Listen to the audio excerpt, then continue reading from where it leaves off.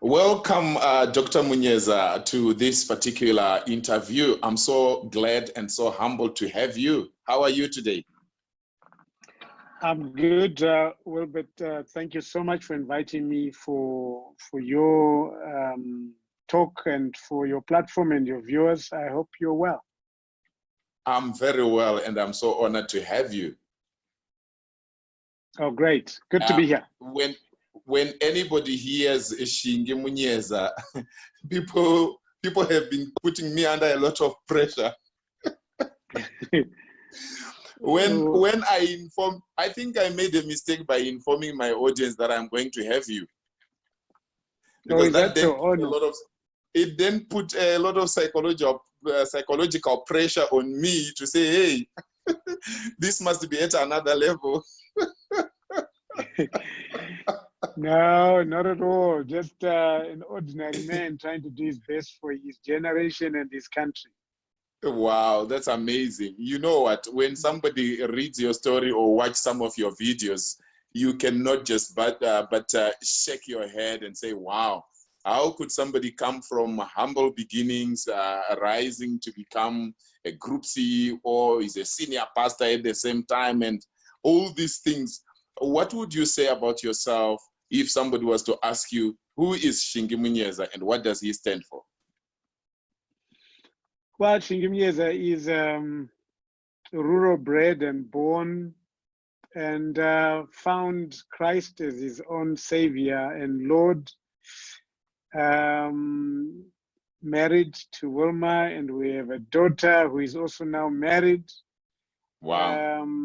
We have served the Lord for the past over 37 years. Yeah, we have worked in the marketplace, and I love to serve my country. I love to serve my generation, and I love my family. Wow. Yeah, I think that sums it up. But simplistically put, an ordinary person. I don't like to complicate things around me. So I have no aura. You can That's amazing. You can bump into me in the street, and that's it. So I don't want to put all sorts of high walls around me. So yeah, wow. Just try and simplify life. Beautiful stuff. So we are in the COVID-19 crisis right now, and many people are panicking. People are losing jobs across the world. Economies are slowing down and all this. And I thought maybe it could be the right time for us to start by saying, Dr. Munyeza, what sort of mindset should we expect entrepreneurs or potential entrepreneurs to have in a time like this, in a crisis? Well, first and foremost, entrepreneurs thrive in crisis, and I mean it. When I say they thrive in a crisis, is that you almost look for a storm, and they always look for a perfect storm. And I think COVID-19 is a perfect storm in that it has kind of paralyzed the entire globe, but at the same time, it offers immense opportunities. So the mindset of an entrepreneur during a crisis is, first of all, you need to feed your spirit and your mind on truth and fact. It's very difficult in this world of junk media junk media and fake news. There's so much of an avalanche of information about COVID-19. And a lot of people are feeding on all of this, and some of it just causes you to be despondent, afraid, anxious, traumatized even. So you need to reflect and say, look, I'm going to just look for sites that give me truth and facts. I'm going to feed my spirit with the truth. I'm going to just spend time talking to people who will give me truth and fact. Also read more on understanding the impact of the crisis on the global economies, your regional economies, and then your own national economy, wherever you're operating from, whether it's Botswana, Zimbabwe, South Africa, Europe, wherever. But also more specifically, spend time reading about resist the impact. There's so much out there that is being churned out, which is so rich, full of facts and researches and that are ongoing about your own sector where you're operating from. And look at related sectors as well, and see what the impact is on your own sector where you're operating from.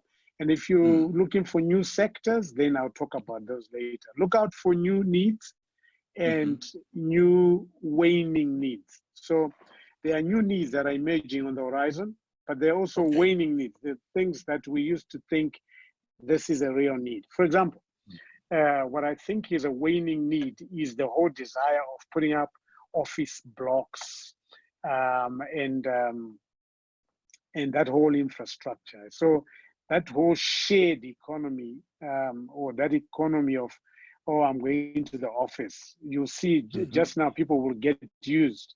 Just say, look, let's meet online. So online, yes. So there might not be any need. Maybe after 3 months, if we carry on like this for at least 3 months, we will all have to institutionalize our own homes, which were actually not fully utilized to become equipped with all the technology that we need. And so we can carry on with meetings, and that only factories where there's productivity is where you might need to go. But so that is a waning need, but there's also an emerging need there of shared economies. And look out for technological shifts. At the moment, whilst we talk, the technological shifts that are happening, this happened in the midst of the implementation of 5G, which is an amazing technology. I know there are conspiracies around all that. Ignore some of those and get down to truth and fact and try and understand what's going on there. And exercise and eat well. Your healthy mind is important and a fit body is important. So you're asking me, what should we be doing? That's probably in a nutshell, maybe what I'm doing myself. Beautiful, beautiful. So what would be your message to business leaders out there? I know it's a very traumatic time, you know, running an empire at this particular juncture. There are a lot of changes that need to take place in terms of technological advancements, in terms of re-strategizing. Like you were saying that there are some needs that are waning out and some new needs coming in. Having been at the helm of, you know, a group of hotels and all manner of franchises and stuff like that, what would be your advice to CEOs out there? Initially, my advice to CEOs out there is, you know, one needs to look at the real impact. You also need to face the real impact of this whole pandemic on your current business. The problem is that many people are not doing that assessment at the moment. They are stuck with waiting. So they are waiting for it's almost like waiting for the storm to be over. This is not a storm that comes and goes. This is a storm that becomes the norm. So this whole COVID-19, of course, the disease part might go, which I hope it does. But in terms of whatever else it has caused, it's not a storm that is going. So it has changed the whole, it's not a change of weather, it is a change of climate. So there's a climate change in the business sector. So it's not a weather change where you say, well, it's going to be sunshine just now.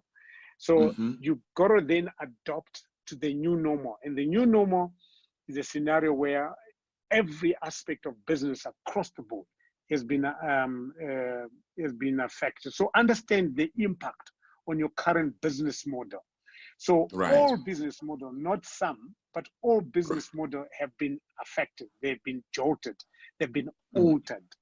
So you will need to understand the impact of all this. So realistically speaking, I would say, look at that impact. Look at so the business model is the first thing you start off. But to understand your business model, you've got to understand the needs you're meeting. How have they been affected, and what has been affected? Because businesses exist to meet a need. Maybe some of those needs are no longer there. They're gone. Right. They're gone with the crisis. But there could also be emerging needs. Look out for those emerging needs. That helps you to start reworking your business model. And then after reworking that, look at the technology that might be required to move forward. So because there's technological shifts as well, look at the technology that that is required. After looking at the technology that has been required, look at the skills that are now emerging or the skills that have become redundant. Without that, you are then you're then caught up with a situation where you don't know what the technological requirements are, the skills are.